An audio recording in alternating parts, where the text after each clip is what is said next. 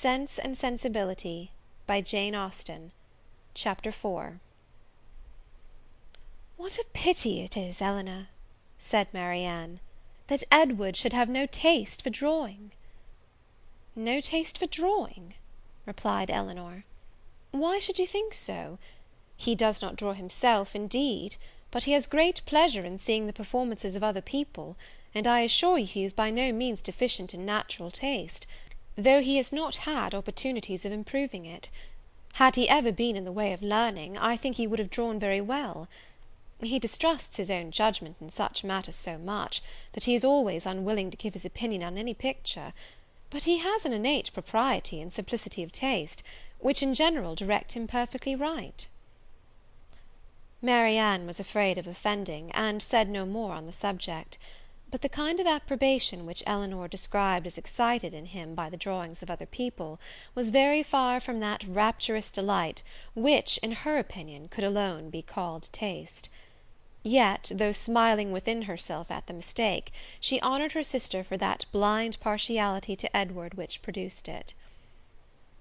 "I hope, Marianne," continued Elinor, "you do not consider him as deficient in general taste? Indeed, I think I may say that you cannot, for your behaviour to him is perfectly cordial; and if that were your opinion, I am sure you could never be civil to him." Marianne hardly knew what to say. She would not wound the feelings of her sister on any account, and yet to say what she did not believe was impossible. At length she replied, "Do not be offended, Elinor, if my praise of him is not in everything equal to your sense of his merits.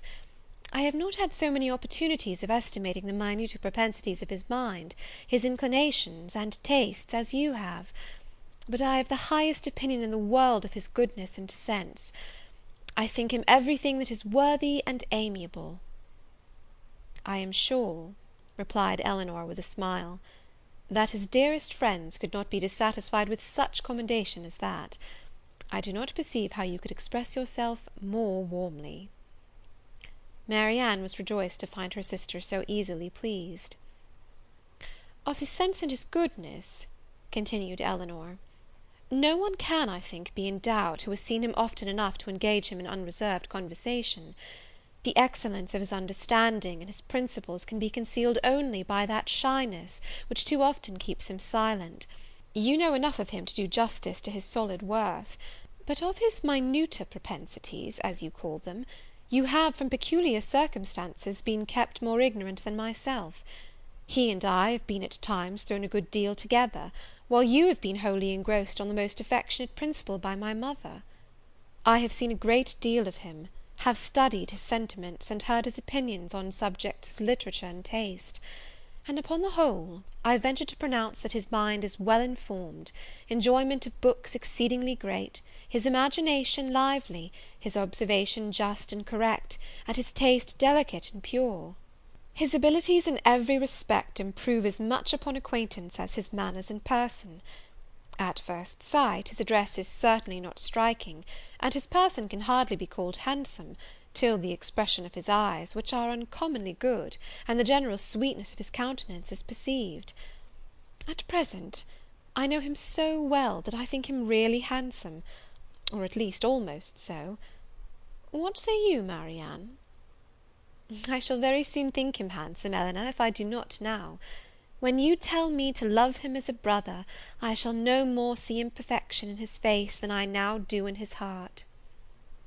Elinor started at this declaration, and was sorry for the warmth she had been betrayed into in speaking of him. She felt that Edward stood very high in her opinion; she believed the regard to be mutual; but she required greater certainty of it to make Marianne's conviction of their attachment agreeable to her. She knew that what Marianne and her mother conjectured one moment, they believed the next; that with them, to wish was to hope, and to hope was to expect. She tried to explain the real state of the case to her sister.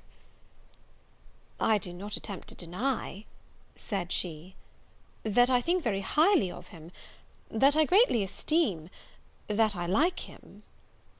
Marianne here burst forth with indignation. "Esteem him! Like him! Cold-hearted Elinor! Oh, worse than cold-hearted! ashamed of being otherwise! Use those words again, and I will leave the room this moment." Elinor could not help laughing. "Excuse me," said she, "and be assured that I meant no offence to you by speaking in so quiet a way of my own feelings. Believe them to be stronger than I have declared. Believe them, in short, to be such as his merit and the suspicion, the hope of his affection for me may warrant, without imprudence or folly. But farther than this you must not believe. I am by no means assured of his regard for me. There are moments when the extent of it seems doubtful, and till his sentiments are fully known, you cannot wonder at my wishing to avoid any encouragement of my own partiality, by believing or calling it more than it is. In my heart I feel little, scarcely any doubt of his preference. But there are other points to be considered besides his inclination. He is very far from being independent.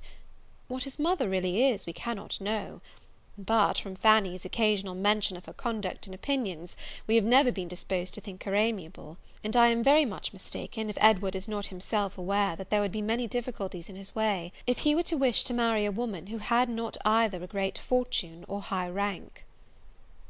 Marianne was astonished to find how much the imagination of her mother and herself had outstripped the truth. "And you really are not engaged to him?" said she. "Yet it certainly soon will happen.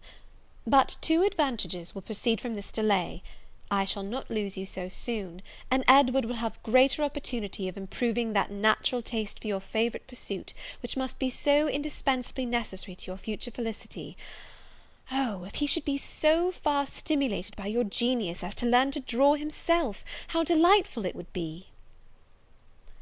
Elinor had given her real opinion to her sister. She could not consider her partiality for Edward in so prosperous a state as Marianne had believed it.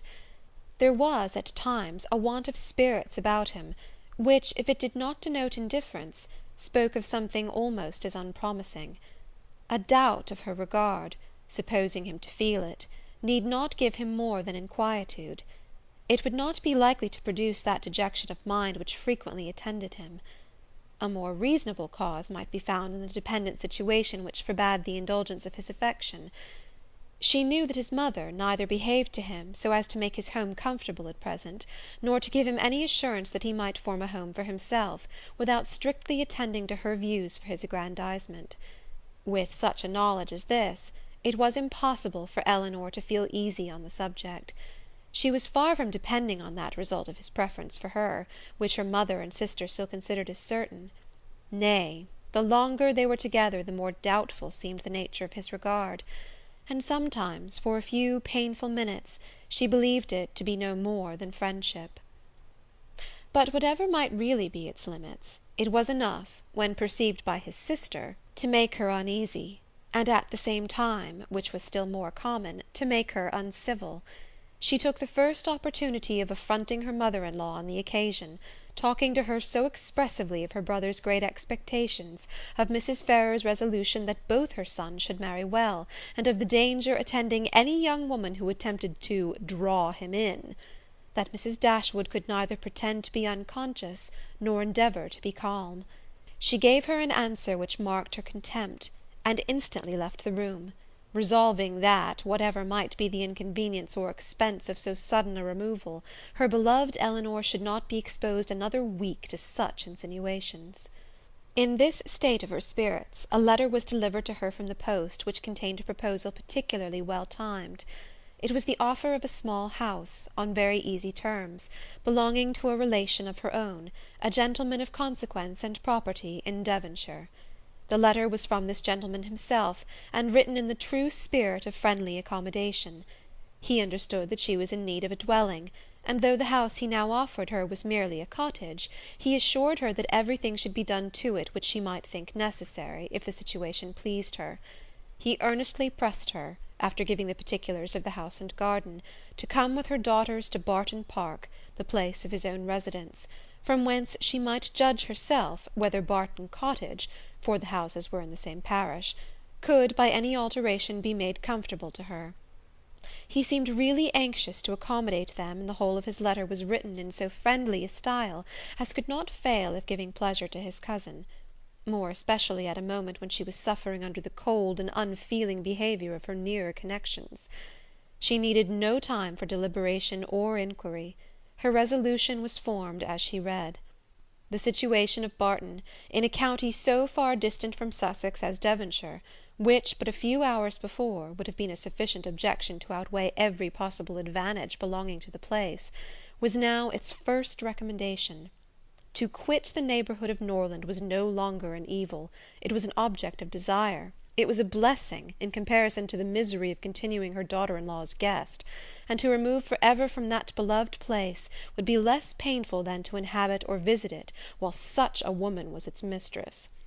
She instantly wrote Sir John Middleton her acknowledgment of his kindness, and her acceptance of his proposal, and then hastened to show both letters to her daughters, that she might be secure of their approbation before her answer was sent. Elinor had always thought it would be more prudent for them to settle at some distance from Norland, than immediately amongst their present acquaintance. On that head, therefore, it was not for her to oppose her mother's intention of removing into Devonshire. The house, too, as described by Sir John, was on so simple a scale, and the rent so uncommonly moderate, as to leave her no right of objection on either point; and therefore, though it was not a plan which brought any charm to her fancy, though it was a removal from the vicinity of Norland beyond her wishes, she made no attempt to dissuade her mother from sending a letter of acquiescence. Chapter 5